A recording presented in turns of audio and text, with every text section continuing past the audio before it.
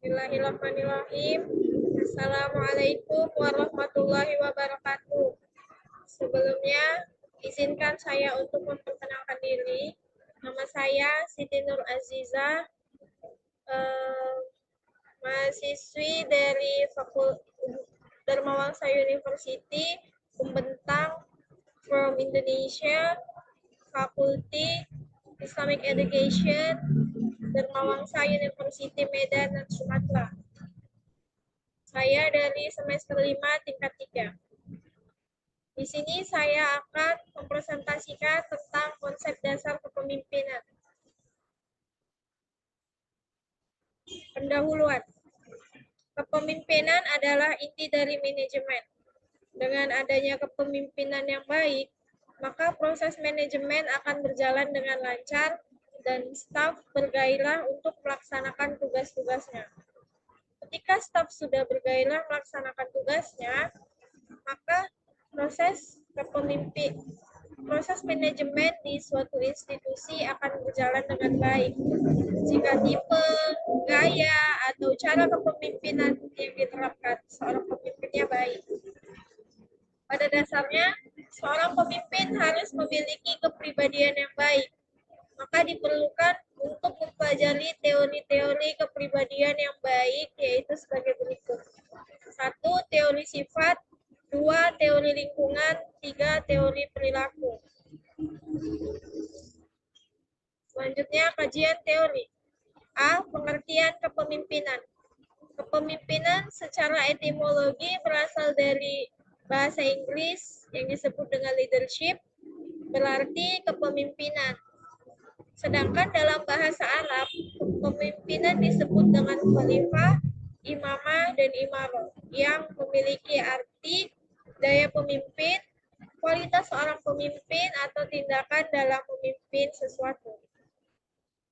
Nah, kepemimpinan secara terminologi menurut Stephen Robbins tahun 2003, beliau memberikan definisi kepemimpinan sebagai the ability to influence a group toward the achievement of goals.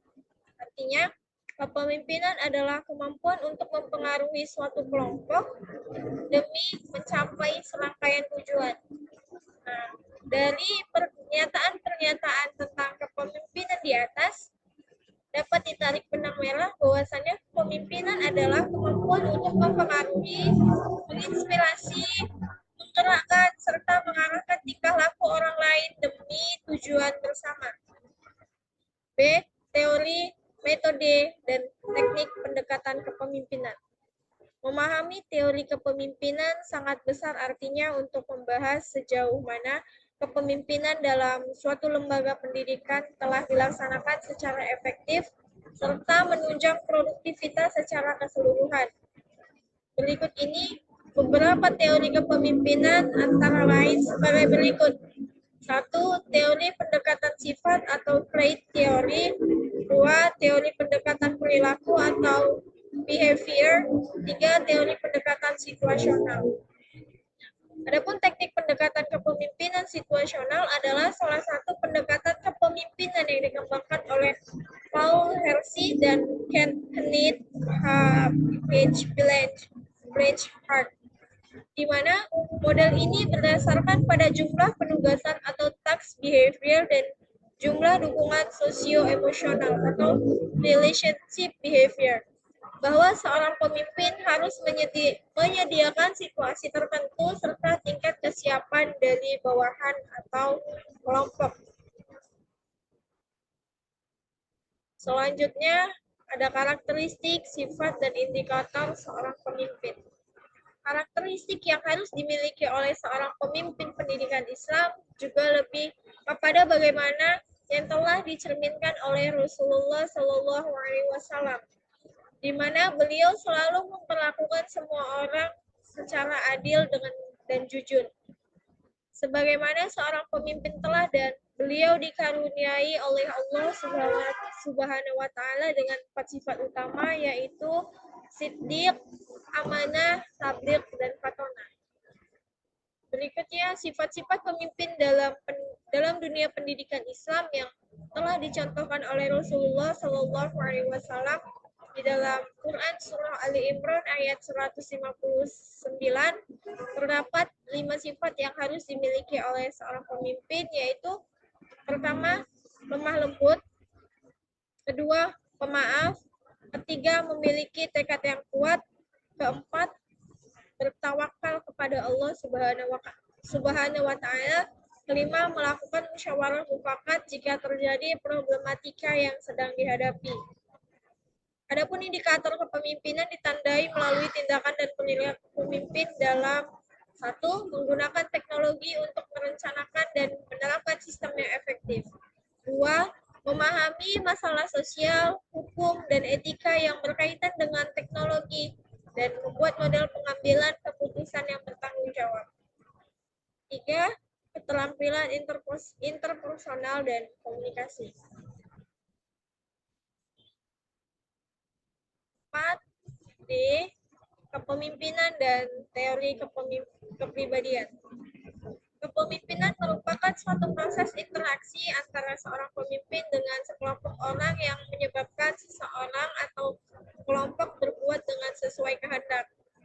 Pemimpin adalah seorang individu yang memiliki sifat dan karakter yang diinginkan oleh rakyatnya.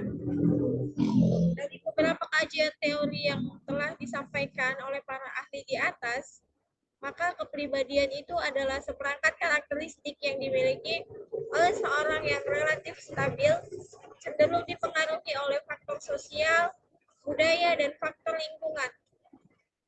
Ekspresi, keramahan, sifat kehati-hatian, stabilitas emosi, keterbukaan pada pengalaman.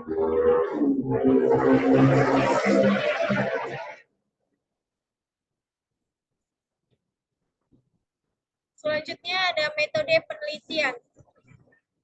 Di sini peneliti menggunakan studi kepustakaan atau library research dengan cara mengumpulkan data-data dalam penelitian, yaitu mengumpulkan data primer berupa buku, jurnal, literatur review, dan penelitian terdahulu yang mendukung tema penelitian ini, yaitu konsep dasar kepemimpinan yang mencakup pengertian, karakteristik, sifat, teori, metode, serta pendekatan dan indikator kepemimpinan. Studi kepustakaan ini membentuk data secara deskriptif analisis. Caranya dimulai dari melakukan reduksi data dari sumber kepustakaan, memaparkan data, melakukan pemeriksaan terhadap data, lalu diakhiri dengan membuat kesimpulan dari data. Selanjutnya ada hasil penelitian.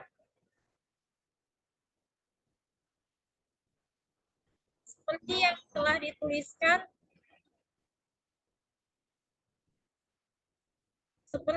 dituliskan di atas tentang sifat kepemimpinan, penulis akan menjabarkan tentang sifat kepemimpinan yang lemah lembut, pemaaf, memiliki tekad yang kuat, bertawakal, dan bermusyawarah. 5 sifat tersebut akan dijabarkan sebagai berikut. A. Lemah lembut. Lemah lembut sama dengan ucapan yang tidak kasar ketika sedang berbicara. Seperti yang sudah dipaparkan oleh Al-Qurubi bahwa lemah lembut adalah kata-kata yang diucapkan tanpa kasar. Kedua, pemaaf. Seorang pemimpin dalam dunia pendidikan merupakan orang yang teratas dalam lingkungan sekolah. Karenanya, ia akan mengarahkan dan mengatur segala hal yang ada di dalam lingkungan sekolah. 3. Memiliki tekad yang kuat. Pemimpin wajib menumbuhkan pada dirinya tekad yang kuat untuk membawa dirinya menjadi lebih baik dari sebelumnya. 4. Tawakal. Tawakal ialah menyerahkan segala sesuatu ikhtiar hanya kepada Allah Subhanahu wa Ta'ala. Seorang pemimpin harus melakukan usaha dengan sungguh-sungguh dengan semaksimal mungkin. 5. Bermusyawarah. Jika dalam kegiatan yang ia pimpin mengalami masalah, maka ia dapat memutuskan jalan keluar dari masalah tersebut. Penelitian ini mengkaji pustaka konsep dasar kepemimpinan dengan ruang lingkup pengertian kepemimpinan, karakteristik, dan sifat kepemimpinan.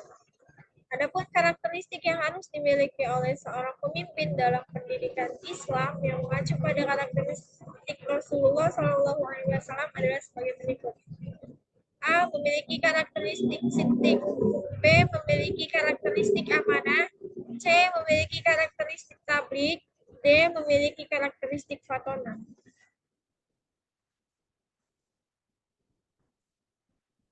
Terakhir, kesimpulan. Kesimpulan dari makalah dari jurnal atau kajian penuh saya, kepemimpinan merupakan seni untuk mempengaruhi orang lain, baik mempengaruhi individu, organisasi, maupun lembaga pendidikan. Seorang pemimpin merupakan orang yang bisa memanajemen baik dirinya sendiri maupun orang lain, ataupun suatu lembaga yang dipimpinnya. Seorang pemimpin yang amanah akan menjadikan seorang pemimpin tersebut sebagai teladan bagi orang lain. Sekian presentasi saya. Mohon maaf bila banyak kekurangan.